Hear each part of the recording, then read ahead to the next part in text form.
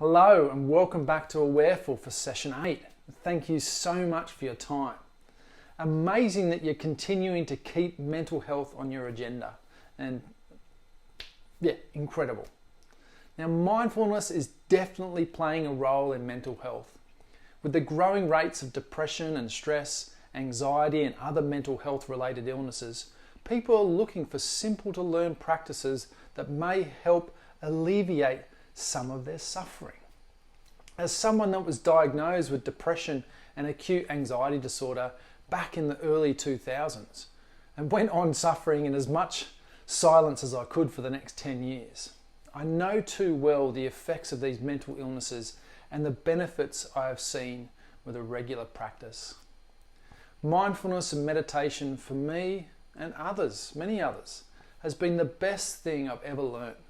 It's built resilience, compassion, acceptance, and a totally different view on the important things in life. It helps me step back from situations to create that much needed space to be more intelligent, more understanding, less negative and one-sided. Now, I'll touch a little bit more on that further into the next few sessions. So when we think about mental health, our initial thoughts are more on poor mental health conditions such as depression, anxiety, and stress. Now, mental health is more like, the stock market. One moment it's up, next moment it's down.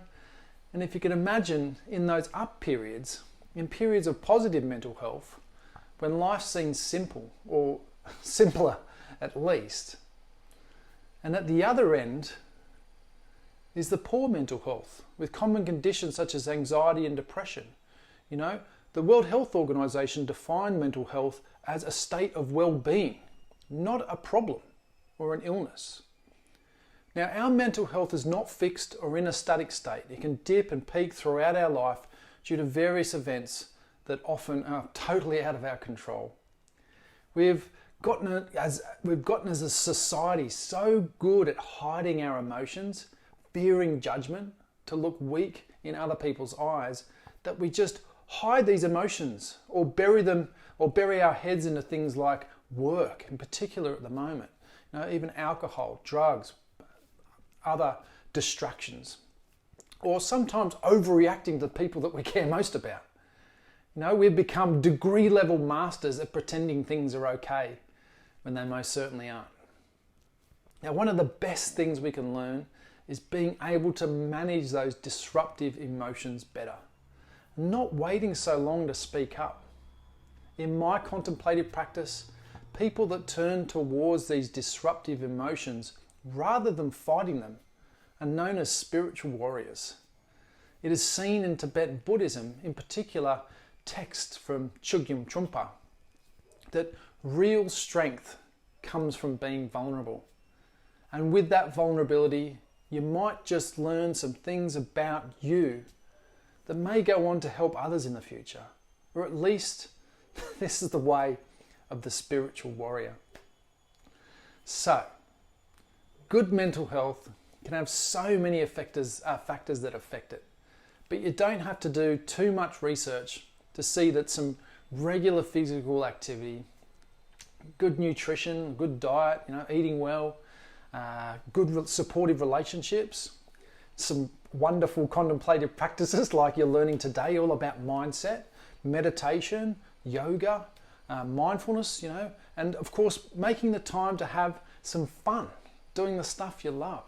We can get so caught up in the busyness of life, we just forget to have fun. And if you're really doing it tough, seek professional support. There are people out there that have dedicated their lives to helping people through these situations. Why can't that person be you?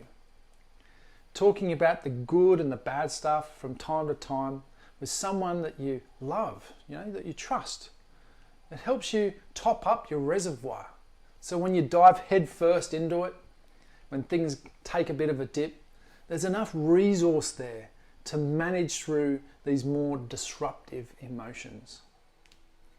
Now, with much gratitude and appreciation, see you in session 9, where we explore patience and acceptance.